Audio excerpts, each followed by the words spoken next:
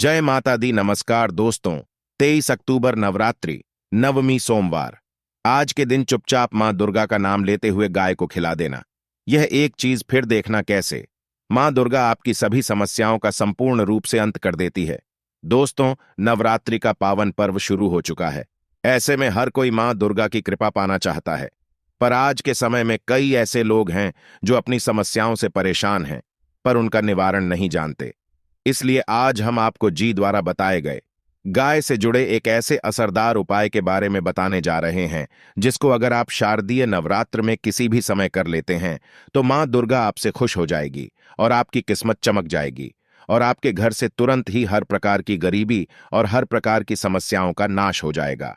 दोस्तों, ये उपाय आपको जरूर करना चाहिए, क्योंकि यह ही एकमात्र ऐसा उपाय है जो कि आपको जल्द से जल्द धनवान और मालामाल बना देगा। इसलिए इस आसान से असरदार उपाय को जानने के लिए वायु को आखिर तक जरूर देखें। और दोस्त, अगर आप भी अपने जीवन में माता रानी की कृपा पाना चाहते हैं तो वीडियो को लाइक करके कमेंट में जय माता दी लिखना ना भूलें। और अगर आपने अभी तक एस्ट्रोसिस चैनल को सब्सक्राइब नहीं किया है तो चैनल को जरूर सब्सक्राइब कर लें। दोस्तों, गाय के अंदर सभी देवी देवताओं का निवास माना जाता है, तो आप सुबह जो पहली रोटी बनाते हैं वह अगर गाय को हिलाते हैं तो सभी देवी देवताओं का आशीर्वाद मिलता है। गाय को गुरु के साथ जोड़ा गया है, यानी गुरु ग्रह के साथ, बृहस्पति ग्रह के साथ। इसलिए नवरात्रि के दिन गाय को रोटी पर एक चुटकी हल्दी डालकर खिलाए तो सुख संपत्ति धन ऐश्वर्य बढ़ता है। दोस्त, ग्रह शांत हो जाते हैं।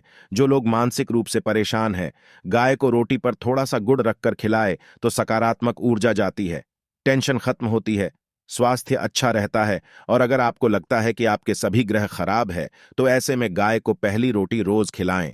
सभी ग्रह धीरे धीरे शुभ हो जाएंगे। कभी कभी जीवन में लंबे समय से कोई शुभ मंगल कार्य नहीं हो रहे है, तब ऐसे में आप गाय को रोटी खिलाएं। गाय के मस्तक को छूकर अपनी मन्नत कहे प्रणाम करें। पैर छुए तो आपकी मदद जरूर पूरी होगी। तो यह था गाय को खिलाएं उसके बारे में। लेकिन गाय को क्या नहीं खिलाना चाहिए, अब हम भी जान लेते हैं। दोस्तों, गाय को रोटी तो हर कोई खिलाता है। अब यह रोटी बासी बिल्कुल भी नहीं होनी चाहिए, यानी कि जो एक दिन की पहले की रोटी नहीं रहती है और आप जो दूसरे दिन सुबह सुबह खिला देते हैं, वह नहीं खिलानी चाहिए। कई बार आप रोटी बना लेते हैं और उस दिन गाय मिलती नहीं तो रोटी रखी रह जाती है, फिर वह अगले दिन गाय को खिलाने से गाय का अपमान माना जाता है, रोटी बासी कहलाती है। इसीलिए गाय को एक दिन पहले की बची हुई रोटी कभी नहीं खिलानी चाहिए। सड़ी गली चीजें खराब चीज है, गाय को कभी नहीं खिलानी चाहिए। इससे घर में परेशानी आती है और अगर आप ऐसा करते हैं तो अपनी आदत को बदल दीजिए, इससे घर में तकलीफें आती है।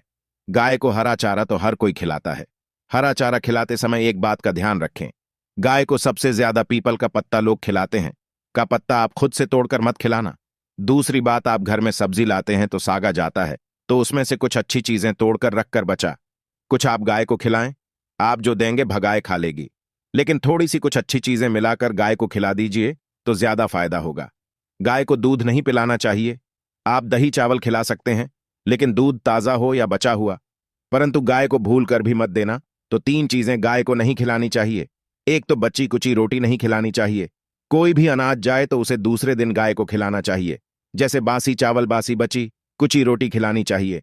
और अगर आप चारा खिलाते हैं तो सड़ा गला मत खिलाइए, और अगर खिलाते हैं तो उसके साथ कुछ अच्छी चीजें मिला लें। और गाय को दूध भी नहीं पिलाना चाहिए।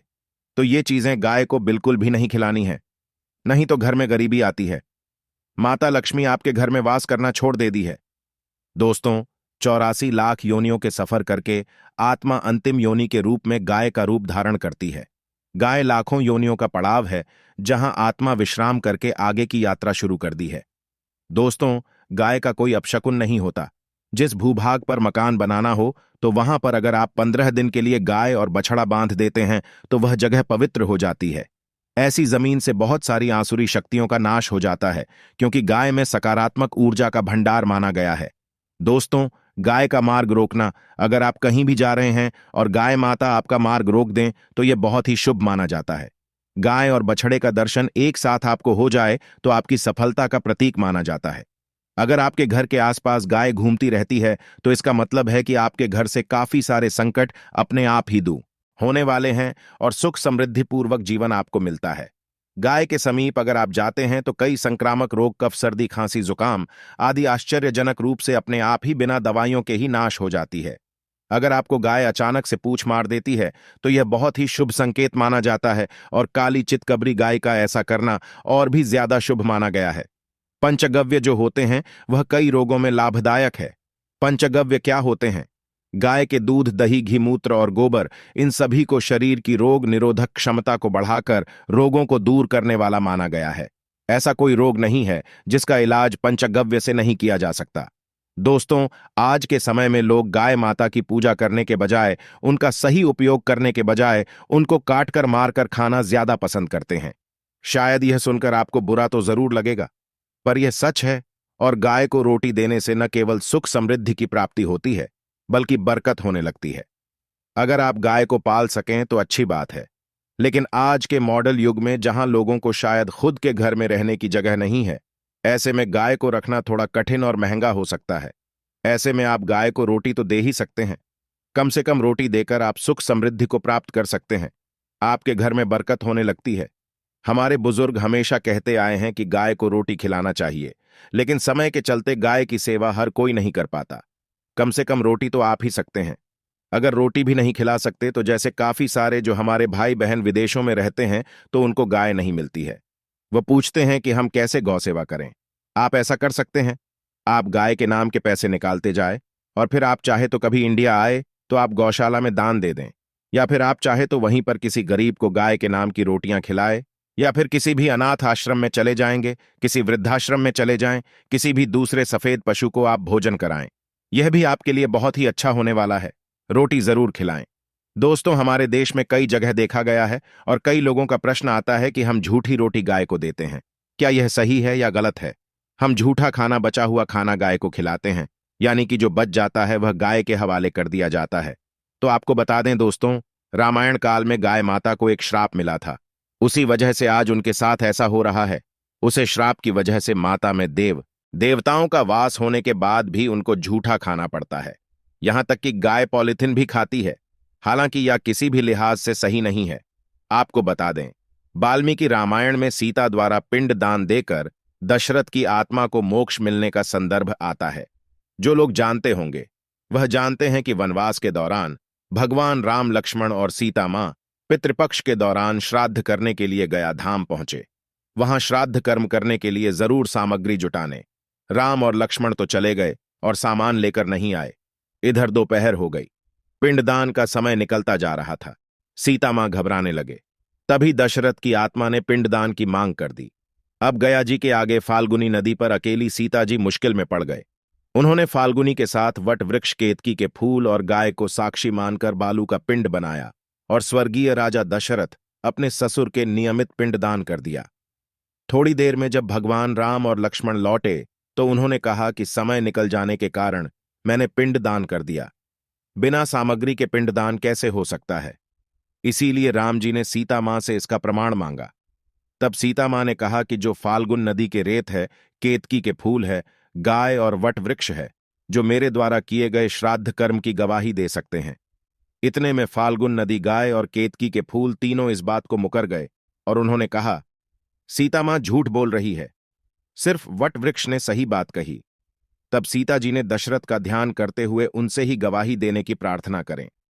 दशरथ जी ने सीता मां की प्रार्थना को स्वीकार करके घोषणा की थी, ऐन वक्त पर सीता ने मुझे पिंड दान कर दिया। इस पर राम आश्वस्त हुए, लेकिन तीनों गवाहों द्वारा झूठ बोलने पर सीता जी से क्रोधित हो गए और उन्हें श्राप दिया और फाल्गुन नदी से कहा कि जा, तेरा नाम सिर्फ नदी रहेगा, लेकिन में पानी कभी नहीं रहेगा। इस कारण आप भी जानते हैं, जो लोग जानते हैं, फाल्गुन नदी आज भी गया में सूखी ही रहती है। गाय को श्राप दिया कि तो पूज्य होकर भी लोगों का झूठा खाएगी, और केतकी के फूल को श्राप दिया कि तुझे पूजा में कभी नहीं चढ़ाया जाएगा।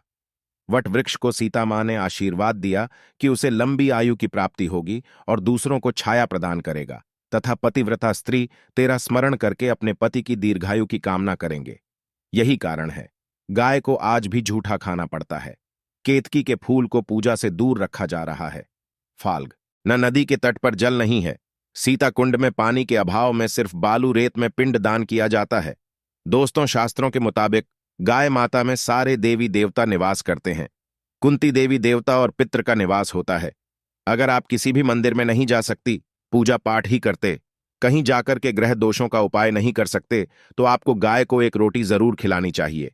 हमेशा कहते हैं कि पहली रोटी गाय को अगर आप भी खिलाते हैं तो आप दुनिया के सारे सुखों को प्राप्त कर सकते हैं। आपने अक्सर सुना होगा कि रसोई में पहली रोटी जो भी बने गाय को दे देनी चाहिए। हर रोज गाय को एक रोटी देने से आपके जीवन भी दुख दर्द दूर हो जाते हैं। खाना बनाते वक्त हमेशा पहेली एक रोटी गाय की निकाल दें। इसके बाद ही परिवार के सभी सदस्यों के लिए आपको रोटियां सीखनी चाहिए। कोशिश करनी चाहिए कि गाय की उस रोटी में थोड़ा सा हल्दी मिला दें। इससे गाय को रोटी खिलाने का पाठ फल प्राप्त होता है। अगर गुरुवार का दिन हो तो एक लोई ले लें, समय हुए आटे की लोई बना लें और उसमें हल्दी मिलाकर गाय को खिला दें। आपके जीवन में शुभता आती, वैभव आता है, धन संपत्ति तथा शक्ति का वास होता है। आप जो भी हासिल करना चाहते हैं जिंदगी में तो आप देखेंगे कि आपको मिनट में हासिल हो जाता है। तो दोस्तों, ये थे गाय से जुड़े कुछ उपाय जो आपको इस नवरात्रि में जरूर करने चाहिए। वहीं दोस्तों, मां दुर्गा को लौंग का जोड़ा सबसे प्रिय है और उनकी पूजा में लौंग चढ़ाने का विशेष महत्व माना जाता है। नवरात्रि में लौंग के जोड़े के उपाय बहुत ही असरदार माने जाते हैं, इसलिए आइए आपको बताते हैं इससे जुड़े कुछ खास उपाय। आर्थिक संकट दूर करने के लिए लौंग का उपाय। नवरात्रि में मां दुर्गा को प्रसन्न करने के लिए एक पीले कपड़े में लौंग का एक जोड़ा रखकर उसके साथ 5 इलायची और 5 सुपारी रखकर मां दुर्गा को अर्पित करें। उसके बाद अगले दिन सुबह स्नान करके यह सामग्री कपड़े सहित अपनी तिजोरी में रख दें। ऐसा करने से आपके घर में सुख समृद्धि बढ़ेगी और मां दुर्गा प्रसन्न होकर आपको आर्थिक रूप से संपन्न बनाएंगे। नौकरी के लिए काफी दिन से हैं परेशान। अगर आप कई दिनों से नौकरी को लेकर परेशान हैं और काफी मेहनत करने के बाद भी आपको मनचाही नौकरी नहीं मिल पा रही है, तो नवरात्रि में रोजाना लौंग का एक जोड़ा अपने सिर के ऊपर से 7 बार उतारकर मां दुर्गा के चरणों में अर्पित कर दें। ऐसा करने से आपकी नौकरी से संबंधित सभी मर्सियां दूर हो जाएं, आए और आपको मनचाही नौकरी मिल जाएगी। राहु केतु के अशुभ प्रभाव को दूर करने के लिए उपाय। नवरात्रि में राहु केतु के अशुभ प्रभाव से मुक्ति पाने के लिए हर रोज लौंग का एक जोड़ा शिवलिंग पर अर्पित करें। ऐसा करने से भगवान शिव की कृपा आप पर होगी और कुंडली से राहु केतु के अशुभ प्रभाव दूर होंगे। रोजाना करें लौंग कपूर का धुआं। नवरात्रि के 9 दिनों में रोजाना लौंग और कपूर का धुआं पूरे घर में रोजाना करने से आपके घर से अशुभ ऊर्जा और नकारात्मकता दूर होती है। रोजाना सुबह 9 दिनों तक इस उपाय को करने से आपके घर से सभी प्रकार की नकारात्मकता कम होती है। दोस्तों, अब हम आपको राशिनुसार कुछ सरल उपाय बताने जा रहे हैं जिससे आप मां दुर्गा को खुश कर सकते हैं। मान्यता है कि इन सरल उपायों से मां अपने भक्तों पर हमेशा मेहरबान रहती है और जातक के सभी कष्ट दूर करती है। मेष राशि वालों का स्वामी ग्रह मंगल है। इन्हें नवरात्रि के दौरान सिद्ध कुंजिका स्तोत्र का पाठ करना चाहिए और गरीबों की मदद करना चाहिए। मान्यता है कि ऐसा करने से मां दुर्गा की कृपा हमेशा बनी रहती है। वृषभ राशि के लोगों का स्वामी ग्रह शुक्र है। मान्यता है कि नवरात्रि के दौरान सप्तो श्लोक की दुर्गा का पाठ करने से जातक के जीवन की सभी समस्याएं दूर होती हैं। मिथुन राशि के जातकों का स्वामी ग्रह बुध है। इन राशि वालों को दुर्गा सप्तशती का पाठ करना चाहिए। मान्यता है कि ऐसा करने से गृह क्लेश से मुक्ति मिलती है और शत्रुओं से छुटकारा मिलता है। कर्क राशि के जातकों का स्वामी ग्रह चंद्रमा है। नवरात्रि के दौरान इन्हें मां दुर्गा के साथ भगवान शिव की भी पूजा करना चाहिए।